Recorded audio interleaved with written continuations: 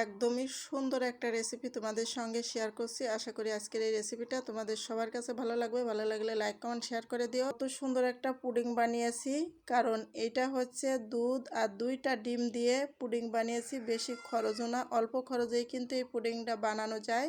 তো আমার বাচ্চারা খাওয়ার জন্য আলু জালু করতেছে, আমি গরম গরমই নামিয়ে তাড়াতাড়ি ওদেরকে কেটে দিচ্ছি, কারণ ওদের জিহ্বা দিয়ে জল পড়তেছে, না খাতে পারে ওরা একদম অস্থির হয়ে যাচ্ছে। তাই এই জন্য আমি তাড়াতাড়ি কেটে দিচ্ছি আর সেই রেসিপিটাও তোমাদের সঙ্গে শেয়ার করছি।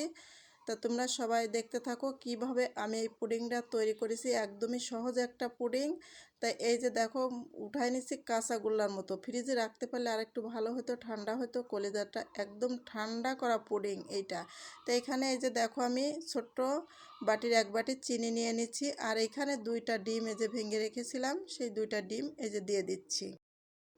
তারপরে স্বাদ মতো লবণ দিয়ে দিচ্ছি, কারণ মিষ্টিতে লবণ না দিলে আমার একটুও ভালো লাগে না, কারণ মনে হয় না যে মিষ্টিটা ভালো হয়েছে।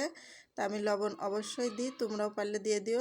ডিমটা ঘেটে নিয়ে তারপরে এই যে আমি এই বাটির 1 বাটি দুধ দিয়ে দিচ্ছি। এটা হচ্ছে গরুর দুধ, জাল করে রেখেছিলাম, সেই দুধটা দিয়ে ভালো করে এই যে এখন ফেটে নিতে হবে। আর এখানে কিন্তু গরম দুধ দেওয়া যাবে না। তারপরে বাটিতে একটু সরিষার তেল দিয়ে আমি চারিদিকে মাখিয়ে দিচ্ছি। এখন এই যে সেই গোলাটা দিয়ে দিচ্ছি। একদমই তাড়াতাড়ি এই পুডিংটা বানানো যায়, 15 মিনিটের মধ্যেই পুডিং বানিয়ে খাওয়া যায়। এখন আমি একটা স্ট্যান্ড দিচ্ছি আর পানি দিয়ে দিচ্ছি এই গামলার ভিতরে, আর এই যে এখন বসিয়ে দিচ্ছি বাটিটা ধরে। তারপরে গ্যাসটা হাই হিটে অন করে দিয়ে দিচ্ছি, ঢাকনা দিয়ে ঢেকে 10 মিনিটের ভিতরে কিন্তু আমার এই পুডিংটা হয়ে গিয়েছিল। যারা এখনও আমার চ্যানেলটি সাবস্ক্রাইব করো নাই, সাবস্ক্রাইব করে বেল আইকনটি বাজিয়ে দিও, যাতে নিত্য নতুন ভিডিও তোমাদের কাছে পৌঁছে যায়। এখন 10 মিনিট পরে আমি এই যে চলে এসেছি। এখন ঢাকনাটা নামিয়ে নেব আর চেক করে দেখব পুডিংটা হয়েছে কিনা।